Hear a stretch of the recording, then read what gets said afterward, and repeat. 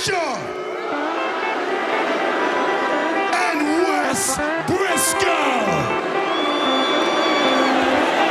Hulk Hogan, you didn't answer my phone calls for 2 years. Did you forget something, Hogan? Hulk Hogan. Alright, it's the Shove It Show, episode 5. Every wrestler who signed a TNA contract in the year 2012. Can't believe we're on part 5 already. This one's going to be a freebie. So all you cheapskates out there, you enjoy. Taryn Terrell. B. No one expected much of the former Tiffany when she jumped over from WWE. She was pretty bad there and was nothing more than eye candy.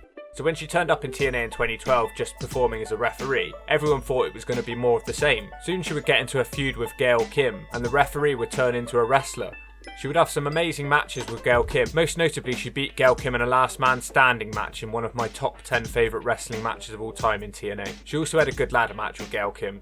Then she would go on to lead her own faction called the Dollhouse, but they weren't really that great. And soon after, she would leave TNA because she became pregnant. Sonjay Dutt. I don't know, F? I don't even remember him returning in 2012, so what was the point in it? I seem to remember something about Sonjay Dutt has never been the X Division champion, and then he didn't win the belt anyway, so it didn't matter. Nobody cares about Sonjay Dutt. Velvet Sky.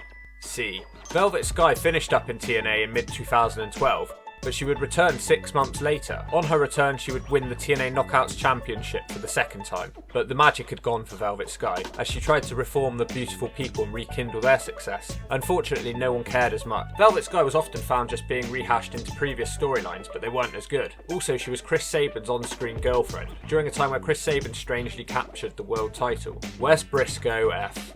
I'm not spending much time talking about Wes Briscoe. Brought in through the gut check segments and was just really in TNA based on his family lineage, but nobody cared and it didn't get him very far. He was the punching bag of the Aces and Eights, the bottom of the rung, the least important character. If he was a member of the Mitchell family, he would be Billy Mitchell. Nobody cared about this guy.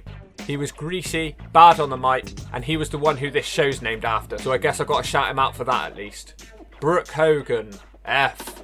Before her debut in TNA, they showed some photoshopped images of how Brooke Hogan looked. All the little children were getting well excited to see that another hot lady was joining TNA wrestling. Problem was, when she turned up, she didn't look like her images and wasn't as hot as she looked in the pictures. They'd photoshopped them. She spent most of her time in TNA on screen crying.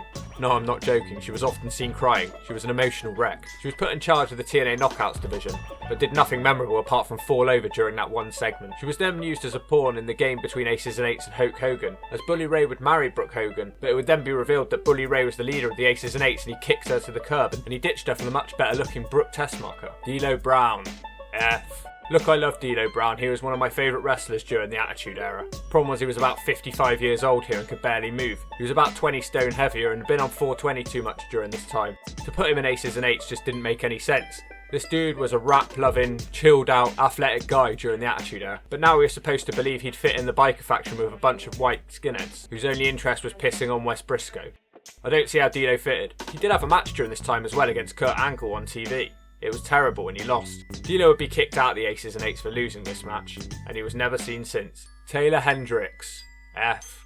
I'm basing her on this signing alone. She should have been a lot better than an F, but she wasn't. She wasn't used by TNA. She came in through the gut check stuff and the fans really liked her. The people at home really liked her. But sadly, TNA management didn't like her. It's kind of been revealed since. She's a bit of a loudmouth and her mouth gets her into a lot of trouble, which is why she didn't get the push she deserved. She had about 2 matches on TV and lost both times. Her story at the start was that she survived a cancer scare and she was like 22. Rockstar Spud, A. Not much was expected of Rockstar Spud, except that he would suck. He won British Boot Camp and everyone was really proud of him. He was about 2 foot tall, so he was only going to get so far in the wrestling business. He had quite a long tenure in TNA, but he didn't really get to wrestle that often. Most of the time he was just seen as being EC3's manager. Eventually he would go on to have a great feud with EC3 and competed in a hair versus hair match, which was great. His time with Matt Hardy, not so great. Now he's in the WWE. Good for him. Alex Silver, F. He was never meant to be signed in the first place, so it's pretty hard to grade him because he was rubbish from the start. He only got into TNA because Ric Flair changed his mind during a TNA gut check segment. He went against the script and said yes, and they ended up having to give Alex Silver a contract. Problem was he was Canadian, so they also had to fork out for his visa. He was just shipped into the OVW developmental territory and was never seen again on TNA TV really, apart from twice. Eventually he was released, but nowadays he's in jail. No, I'm not kidding, he actually is. The dude's a really treble guy. There's not much about him online and it's hard to find out what he's doing apart from that he's sat in jail right now. Chavo Guerrero, D. I absolutely hated his time in TNA. All he would do was reference his Uncle Eddie constantly. I'm only giving him a little bit of a pass and giving a D because his wrestling ability was still good. He often teamed with Hernandez in a rip-off LAX tag team, and they won the tag belts, but they kept them off the better team who were bad influence, which was rubbish. Everything Chavo did was apparently in homage of Eddie Guerrero. The problem is when you pay homage to someone this much as Chavo did, it becomes more of a parody. I don't know how anyone enjoyed Chavo's work in TNA. Doc, F. All he did was to walk around looking like a miserable cue ball. At least he looked like he fitted in the faction of the Aces and Eights. He didn't have any good matches, he lost all his matches, and he was soon gone from TNA. Completely unmemorable and pointless. Nux, D. He lasted a bit longer than Doc. He was coming in during the Aces and Eights time as well. He was one of the last remaining members of the Aces and Eights as the faction dissolved, and he tried to stand up to the leader Bully Ray. He actually managed to get the crowd behind him, and this gave me a bit of hope for Nux. Life after the Aces and Eights, he had a short-lived faction called the Menagerie. They were basically like circus freaks, and Nux was apparently the ringleader, and he was forcing them all to wrestle to support their circus act because they weren't getting any fans coming in to watch their shows. Watching the Menagerie, I'm not surprised. Todd Keneally, C. I actually like Todd Keneally, he gets a lot of hate online. He came in to be the third commentator in TNA. He was plonked between Mike Tenay and Taz, who were constantly arguing on the commentary desk, and Keneally would take the brunt of their arguments. Taz absolutely hated Todd Keneally, and he didn't like the way he was an indie guy who knew all the wrestling moves. Keneally just tried to bring a bit of sense to the commentary. He didn't last very long, Taz hated him, and he was soon knocked out of TNA. Kenny King, C.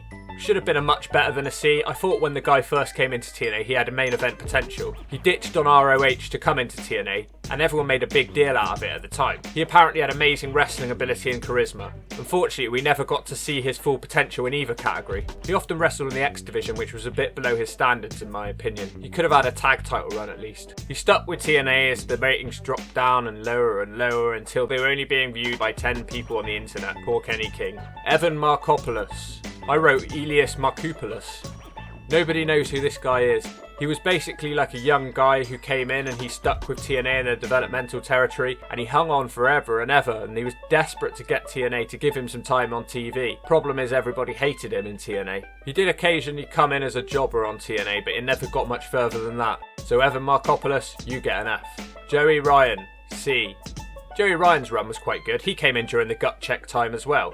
He started a feud with Al Snow and Taz, but because the fat little orange midget wasn't able to wrestle, it was more like Al Snow. Joey Ryan claimed that he was screwed out of his gut check contract, as he can clearly impress the fans and the judges, but still didn't get a contract. After his feud with Al Snow, he'd go on to team with Matt Morgan for a cup of coffee in a random strange tag team. Joey Ryan's back in TNA nowadays, so if you like the guy, it's worth checking TNA out again to see what he's up to. Claire Lynch, A. Look, I know she didn't properly sign with TNA, but I have to talk about her briefly because this happened during 2012. She had the most infamous storyline with AJ Styles and Christopher Daniels and Frankie Kazarian. The actress who played Claire Lynch was so bad that the crowd all laughed at her and people bullied her online for it. The storyline was that AJ Styles was having an affair with her and Christopher Daniels was trying to blackmail AJ Styles over it. It was originally meant to be Dixie Carter instead of her, but the Carter family frowned on this storyline and instead this woman was put in Dixie's place. She only lasted about 3 shows and soon she was kicked to the gutter where she belonged. And finally, Christian York, D. He did alright, he was part of the Hardy clan, part of the Omega crew. When he first came into TNA through Gut Check, he did a great job, and on his second show he was already fighting Jeff Hardy in the main event. As each show went on, Christian York's match quality got worse and worse, and the dude showed that he was quite one-dimensional. He was a white dreadlock guy now, and he's a white dreadlock guy then. He didn't have any character development, and he didn't really offer anything past some decent wrestling matches. Christian York is one of those guys who's great on the card, but you never want to see too much of him on the card, because he's boring. And that's the Hulk Hogan Show, episode 5. As I said, this one was free, but future ones you have to pay on Patreon to watch this show. It's a bit of a show where I have a little bit of a mess around, it's not too serious, so no offence if you don't like it and shove it.